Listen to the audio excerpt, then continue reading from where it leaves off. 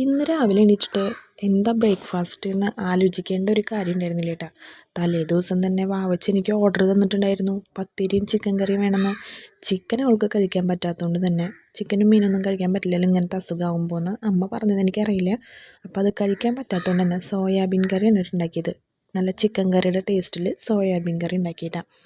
അച്ഛനും മക്കളും എനിക്ക് വരുന്നതിന് മുമ്പ് എൻ്റെ പണികളൊക്കെ തീർക്കണമെന്നാണ് വിചാരിച്ചത്.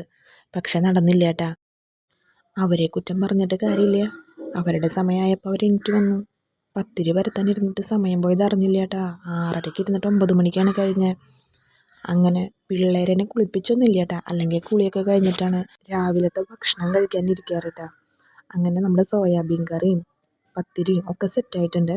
അപ്പോൾ അല്ലൂസ് ഇതിൻ്റെ ഇടയിൽ വന്നിട്ട് സോയാബീൻ കഴിച്ചിട്ട് അവളുടെ മുഖത്തുള്ള എക്സ്പ്രഷനാണ് ഇട്ടത്.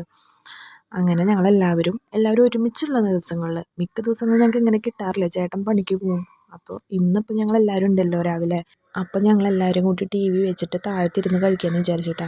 പത്തിരി ഉണ്ടാക്കുന്നതിൽ ഞാൻ അത്ര വലിയ എക്സ്പേർട്ടും അല്ല, അത്ര പെർഫെക്റ്റും ആയിട്ടില്ല കേട്ടോ. എന്നാലും എത്ര സമയം എടുത്താലും അത് ഉണ്ടാക്കി പിള്ളേർ കഴിച്ചപ്പോൾ മനസ്സിനൊരു സന്തോഷം കേട്ടോ. എൻ്റെ ഉച്ചയ്ക്ക് ഭക്ഷണ കാര്യത്തിൽ അങ്ങനെ പ്രത്യേകിച്ച് നിർബന്ധങ്ങളൊന്നും ഇല്ല കേട്ടോ.